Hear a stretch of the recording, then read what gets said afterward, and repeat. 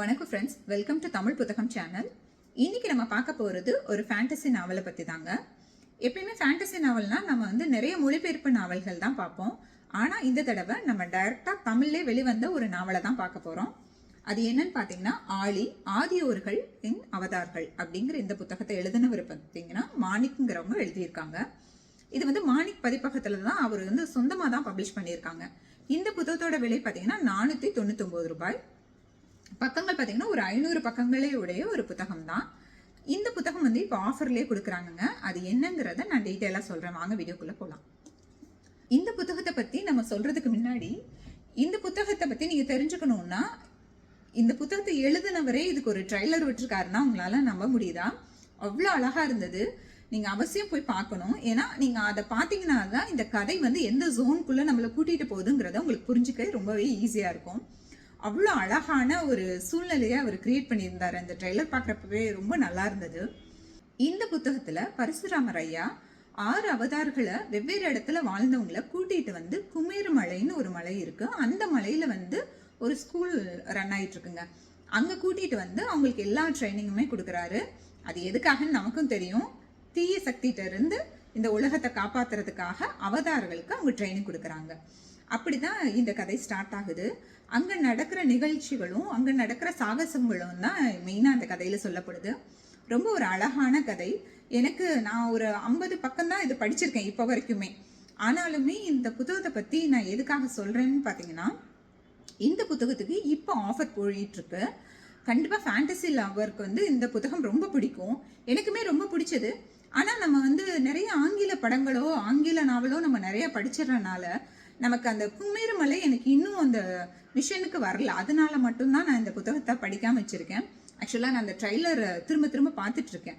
ஏன்னா நம்ம அந்த ட்ரைலர் பார்த்து நம்ம அந்த கதைக்குள்ளே போகிறப்ப நம்ம இந்த புத்தகத்தை படித்தோம்னா இன்னும் ரொம்ப நல்லாயிருக்கும். ஸோ எனக்கு அந்த ஜோனுக்குள்ளே நான் போனோன்னே மிச்ச பக்கங்களை வாசிக்க ஆரம்பிச்சிடுவேன். இப்போ இந்த புத்தகத்தில் என்ன ஆஃபர்னு பார்த்தீங்கன்னா, இந்த புத்தகம் 500 ரூபாய் விலையுள்ள ஒரு புத்தகம் தாங்க. இப்போ இந்த புத்தகம் சிங்கிளாக நீங்கள் வாங்கினீங்கன்னா 350 ரூபாய். இந்த புத்தகத்துக்கு இப்போ 2ஆம் பாகமும் வந்துச்சு. ஆக்சுவலாக இந்த புத்தகம் பார்த்தீங்கன்னா சீரீஸ் மாதிரி தான், நிறைய சீரீஸ் வரும்னு அவரே சொல்லியிருக்காரு எழுத்தாளரே. இதில் இப்போ பார்த்தீங்கன்னா 2வது சீரீஸும் வந்துருச்சு, மச்சவதாரம் சொல்லிட்டு. அந்த புத்தகத்தோட விலை பார்த்தீங்கன்னா 750 ரூபாய். இப்போ ஆஃபரில் அவங்க 650 ரூபாய்க்கு அந்த புத்தகம் கொடுக்குறாங்க. ஆனால் நீங்கள் இது வரைக்கும் இந்த ஃபஸ்ட்டு புக்கு நீங்கள் வாங்கலை, நான் 2 புக்கும் சேர்த்தே வாங்க போகிறேன்னு நினச்சிங்கன்னா 2 புக்கும் சேர்த்தே உங்களுக்கு என்ன விலைக்கு கிடைக்குதுன்னா 750 ரூபாய்க்கு. உங்களால் நம்ப முடியுதா? இந்த ஒரு புத்தகத்தோட விலையே 500 ரூபாய் தான். ஆனால் இப்போ அவங்க 2 புத்தகமும் சேர்த்து 750 ரூபாய்க்கு கொடுக்குறாங்க. அதுவும் எது வரைக்கும்னு பார்த்தீங்கன்னா இந்த பிப்ரவரி கடைசி வரைக்கும் தாங்க.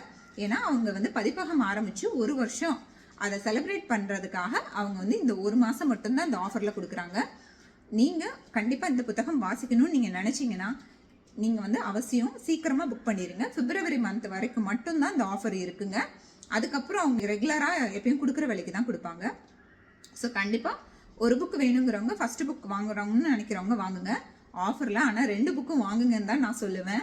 ஏன்னா 2 புக்கும் சேர்த்து 750 ரூபாங்கிறதே ரொம்ப பெனிஃபிட்டான ஒரு இதுதான். இப்போ அந்த மச்சவதாரம் அந்த 2வது பாகம் பார்த்தீங்கன்னா உங்களுக்கு விகடனில் வரும் பார்த்தீங்களா, ஒரு ஷைனிங் பேப்பர் அந்த மாதிரி கொடுத்துருக்காங்கன்னு சொன்னாங்க. பட் இதுவுமே குவாலிட்டியிலலாம் எந்த காம்ப்ரமைஸும் இல்லை. பேஜஸ் நல்லா திக்காக தான் இருக்குது பாருங்கள், உங்களுக்கே பார்த்தீங்கன்னா தெரியும். நல்லா திக்கான பேஜில் தான் கொடுத்துருக்காங்க. ஸோ இந்த புக்குமே நல்லா தான் இருக்குது. தேவைப்படுறவங்க உங்களுக்கு எந்த புத்தகம் வேணுமோ அந்த புத்தகத்தை வாங்கி நீங்கள் யூஸ் பண்ணிக்கோங்க. அவசியம் மிஸ் பண்ணாமல் வாங்குங்க. ஏன்னா தமிழில் ஃபேண்டசி ஒன்று டைரெக்டாக வந்திருக்குங்கிறப்பவே நீங்கள் கண்டிப்பாக வாங்கி வாசிக்கணும். இதில் நான் படித்ததில் எனக்கு ஒரு இன்ட்ரெஸ்டிங் ஃபேக்ட் வந்துச்சு. அதாவது நம்ம அந்த காலத்துலேயே பார்த்தீங்கன்னா ராவணன் ஒரு பறக்கும் விமானம் வச்சுருந்தாரு அப்படிங்கிற மாதிரிலாம் சொல்லுவாங்க பார்த்தீங்களா. அந்த மாதிரி ஒரு பறக்கும் விமானத்தில் தான் இவங்க ஃபஸ்ட்டு அந்த அவதார்களெல்லாம் அந்த ஸ்கூலுக்கு கூட்டிகிட்டு வருவாங்க. ஸோ அதை நம்ம அழகாக காட்சிப்படுத்தி இருந்தார். அந்த பறக்கும் விமானத்தில் உட்காந்துருந்தா நமக்கு என்ன ஒரு விஷுவல் கிடைக்குமோ அதை நம்ம கண்ணு முன்னாடி அழகாக அவர் எக்ஸ்பிளைன் பண்ணியிருந்தார். ரொம்ப நல்லா இருந்தது. ஆனால் எனக்கு அந்த ஸ்கூல் மட்டும் இன்னும் கரெக்டாக அந்த விஷுவலுக்கு வரமாட்டேங்குதுங்கிறனால மட்டும்தான் நான் இந்த புத்தகத்தை பெண்டிங் வச்சுருக்கேன். ஏன்னா நான் எனக்கு ரொம்ப பிடிக்கும் ஃபேண்டசி புக்ஸ், நான் ரொம்ப விரும்பி படிப்பேன். அதனால அது விஷுவலுக்கு வந்ததுக்கப்புறம் நானுமே இந்த புத்தகத்தை படிச்சுட்டு உங்களுக்கு ரிவ்யூ சொல்கிறேன். நீங்கள் நிறைய சேனலில் இதை பற்றின ரிவ்யூஸ் கொடுத்துருக்காங்க. தெரியாதவங்க மற்ற சேனலில் கூட இந்த ரிவ்யூ பார்த்துட்டு ஆனால் அவசியம் வேணுங்கிறவங்க இப்போ இந்த ஆஃபரில் வாங்கிக்கோங்க. இந்த புத்தகத்தை அவங்களோட வெப்சைட்லேயே வாங்கலாங்க. அதுக்கு உண்டான லிங்க்கை வந்து நான் டிஸ்கிரிப்ஷனில் கொடுக்குறேன். அதே மாதிரி அவங்க காண்டாக்ட் டீட்டெயில்ஸுமே நான் டிஸ்கிரிப்ஷனில் கொடுக்குறேங்க. தேவைப்படுறவங்க அவசியம் அந்த புத்தகத்தை வாங்கிக்கோங்க. அடுத்ததாக நான் இன்னொரு புத்தகத்தை பற்றி உங்களுக்கு எக்ஸ்பிளைன் பண்ணுறேன்னு சொல்லியிருந்தேன். அது என்ன புத்தகம்னு இப்போ பார்த்தீங்கன்னா வெந்நீர் இரவுகள். இதை தஸ்கோவஸ்கி எழுதின ஒரு புத்தகம் தான். இந்த புத்தகம் பார்த்தீங்கன்னா பக்கங்களே ஒரு 120 பக்கங்களை கொண்ட ஒரு சின்ன புத்தகம் தான். ஆனாலும் இதை பற்றி நான் சொல்லணும்னு நினச்சதுக்கு ஒரு காரணம் என்னன்னு பார்த்தீங்கன்னா, இது வந்து ரொம்பவே ஒரு அழகான டீசெண்டான ஒரு காதல் கதைன்னு நம்ம சொல்லலாம். நம்ம நிறைய காதல் கதைகள் படிச்சிருப்போம். ஆனால் இது வந்து ஒரு அழகான வாழ்க்கையோட யதார்த்தத்தை சொல்கிற ஒரு காதல் கதை. இந்த கதைக்குள்ளே போகிறதுக்கு முன்னாடி இந்த கதை நடக்கிற காலகட்டம் பார்த்தீங்கன்னா அந்த நகரம் பீட்டர்பர்க்ங்கிற நகரத்தில் தான் இது நடக்கும். அந்த நகரத்தில் பார்த்தீங்கன்னா நிறைய பனி பெஞ்சுக்கிட்டே இருக்கும் நைட்லாம். அந்த மாதிரி ஒரு சூழ்நிலையில் இந்த கதை போகிறனால தான் இதுக்கு வெந்நீர இரவுகள்னு பேர் வச்சுருக்காங்க. இந்த கதையில் வர்ற எல்லா நிகழ்ச்சிகளுமே வந்து பார்த்தீங்கன்னா அதிகபட்சம் இரவில் தான் நடக்குது. அதனால தான் வெந்நீர இரவுகள்னு பேர் காரணம் பார்த்தீங்களா. கதைக்குள்ளே போகலாம். இந்த கதையை பார்த்தீங்கன்னா ஹீரோ தான் கதை சொல்லிட்டு வர்றாரு. அவர் கதை ஆரம்பிக்கிறப்பே பார்த்தீங்கன்னா அவர் வாழ்கிற நகரத்தை பற்றி சொல்கிறாரு. அவர் பீட்டர்பர்க்ங்கிற ஒரு நகரத்தில் தான் வாழ்ந்துட்டு இருக்காரு. அவர் அந்த நகரத்தை பற்றி எக்ஸ்பிளைன் பண்ணுறதே அவ்வளோ ஒரு பொயட்டிக்காக இருந்ததுன்னு சொல்லலாம். ஏன்னா அவர் வந்து இன்ச் பை இன்ச்சாக அந்த நகரத்தை பற்றி நம்மகிட்ட சொல்லிகிட்டே வருவார். அந்த நகரம் எப்படி இருந்துச்சு, அங்கே உள்ள வீடுகள்லாம் எப்படி இருந்தது, அங்கே உள்ள தெருக்கள் எப்படி இருந்தது, அவர் டெய்லி எப்படி அந்த இடத்துல நடந்து போவார், அவர் கடந்து போகிறப்ப அவர் பார்க்குற காட்சிகள்லாம் நமக்கு கண்ணு முன்னாடி விரிகிற மாதிரி ஒரு அழகான ஒரு எக்ஸ்பிளனேஷன் கொடுத்துட்டே வருவார். பயங்கரமான எக்ஸ்பிளனேஷன் சொல்லலாம். சொல்லப்போனால் இந்த புத்தகத்தோட பக்கங்கள் 120 பக்கங்கள் நான் சொன்னேன் பார்த்தீங்களா. கிட்டத்தட்ட அவரை பற்றியே ஒரு 80 பக்கங்களுக்கு பக்கமாக சொல்லியிருப்பாருன்னா பார்த்துக்கோங்க. அப்படி அவர் வந்து ஒரு பெரிய பொயட்டிக்கான ஆள். அவர் பார்க்கறது அவர் எது கூடலாம் பேசுகிறாருன்னா பக்கத்தில் இருக்க வீடு கூடலாம் பேசுவார். அது எப்படின்னு பார்த்தீங்கன்னா, நான் 2-4 நாளைக்கு இந்த ஊரில் இல்லாட்டி இந்த வீடுகள்லாம் என்ன காணோன்னு ஏங்கி போயிடாது இல்லையா அப்படிங்கிற மாதிரிலாம் அவர் பேசிகிட்டே வருவார். அந்த மாதிரி ஒரு பொயட்டிக்கான ஆள். அப்படிப்பட்ட ஆள் ஒரு வாக்கிங் போகிறாரு. அவர் அப்படி போயிட்டுருக்கப்ப ஒருத்தர் வந்து ஒரு பொண்ணுக்கு தொந்தரவு கொடுக்குறாரு. ஹீரோ தான் போய் காப்பாற்றுறாரு. அப்போ வந்து ஹீரோ வந்து தன்னை பற்றின அவர் வாழ்க்கை எப்படி என்ன அவர் யார் அப்படிங்கிறதெல்லாம் அந்த பொண்ணுக்கிட்ட ஷேர் பண்ணிக்கிறாரு. அந்த பொண்ணும் தன்னோட பாஸ்ட்டை வந்து நிறைய விஷயத்த ஷேர் பண்ணிக்கிறான். ஸோ அவங்களுக்குள்ள ஒரு புரிதல் வருது. இப்படியே அவங்க கொஞ்ச நாள் மீட் பண்ணிக்கிட்டு இருக்காங்க.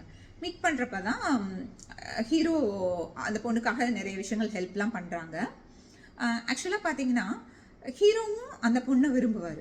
ஆனால் அந்த பொண்ணு வேற ஒருத்தவங்களை விரும்புவாங்க. அது யாருங்கிறத நீங்கள் இந்த புத்தகம் படித்து தெரிஞ்சுக்கோங்க. ஹீரோ இந்த பொண்ணை லவ் பண்ணுவார். அந்த பொண்ணு வேற ஒருத்தவங்கள லவ் பண்ணுவான். அப்படி இருந்தால் கூட 2 பேத்துக்குமே அவங்களோட காதல் வந்து கன்ஃபார்ம் ஆகுமா கை கூடுமா அப்படிங்கிறது தெரியாட்டி கூட அவங்க 2 பேருமே 2 பேர்த்தோட காதல்லையும் உறுதியாக இருந்தாங்க. ரொம்ப ட்ரூஃபுல்லாக இருந்தாங்க. எனக்கு அது ரொம்ப பிடிச்சிருந்துச்சு. அந்த பொண்ணும் ஒருத்தரை காதலிப்பாங்கன்னு சொன்ன பார்த்தீங்களா. அந்த உணர்வுகள் வந்து ரொம்ப நுணுக்கமாக கவனிக்க வேண்டிய ஒரு உணர்வுன்னு எனக்கு தோணுச்சு. அந்த பையன் வருவானா சேருவானா சேர மாட்டானா அப்படிங்கிற குழப்பம் இருந்தால் கூட அந்த பொண்ணு தன்னை தான் கில்ட்டுக்குள்ளாக்கிட்டான். நான் அவனுக்கு சரியில்லையோ, நான் வந்து அவனுக்கு செட் ஆக மாட்டனோ, அதனால தான் அது கைகூடாமல் போயிருமோ அப்படிங்கிற பயமாக தான் அவள் சொல்லுவாளே தவிர ஒரு இடத்துல கூட அவன் எனக்கு செட்டே ஆக மாட்டான், அவன் கேரக்டர் எப்படி, அவன் நல்லவே இல்லை அப்படிங்கிற வார்த்தை அந்த பொண்ணு வாயிலேருந்து எப்பயுமே வராதுங்க. அதே மாதிரி தான் ஹீரோவும். அவர் வந்து ஆல்ரெடி அந்த பொண்ணு வேற யாரையோ லவ் பண்ணுறா, அவங்க 2 பேரும் சேர்ந்துட்டாங்கன்னா நம்ம பிரிஞ்சிருவோம் அப்படிங்கிறது அவருக்கும் தெரியும். ஆனால் அவருமே ஒரு இடத்துல கூட இந்த பொண்ணை வந்து கொஞ்சம் இலக்காரமாவோ இல்லை அந்த பொண்ணு லவ் பண்ணுற அந்த பையனை கொஞ்சம் இறக்கியோ அவருமே பேசினதா இந்த புத்தகத்தில் நான் படிக்கவே இல்லை. அவ்வளோ ஒரு டீசெண்டான காதலாக எனக்கு தோணுச்சு. 2 பேருமே அவங்கவுங்க ஸ்டாண்டில் கரெக்டாக இருக்காங்க. ஆனாலும் கூட அந்த காதலுக்கு அவ்வளோ ஒரு அழகான மரியாதை கொடுத்தாங்கன்னு எனக்கு தோணுச்சு. இத்தனை காலத்தையும் தாண்டி இந்த புத்தகத்துக்கு இன்னுமே ஃபேன் ஃபாலோயிங்ஸ் நிறைய இருக்குன்னு பார்த்தீங்கன்னா அதுக்கு ஒரு முக்கியமான காரணம் இந்த கதையோட கருன்னு தான் எனக்கு தோணுச்சு. அவ்வளோ அழகான ஒரு கதைங்க. எந்த காலத்துலையுமே நம்ம வந்து நம்மளோட காதல் ஏற்றுக்கப்படலாம், நிராகரிக்கப்படலாம். ஆனால் அந்த காதல் வந்து ரொம்ப ஒரு அழகான விஷயம்.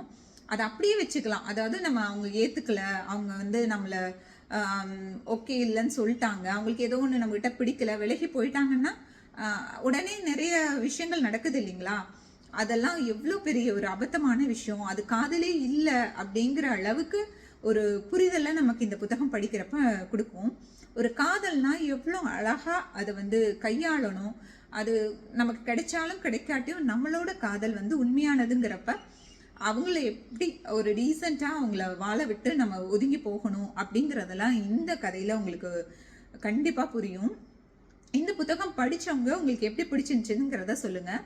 அதே மாதிரி படிக்காதவங்க படித்து பார்த்துட்டு எப்படி இருந்துச்சுங்கிறத கண்டிப்பாக என் கூட பகிர்ந்துக்குங்க.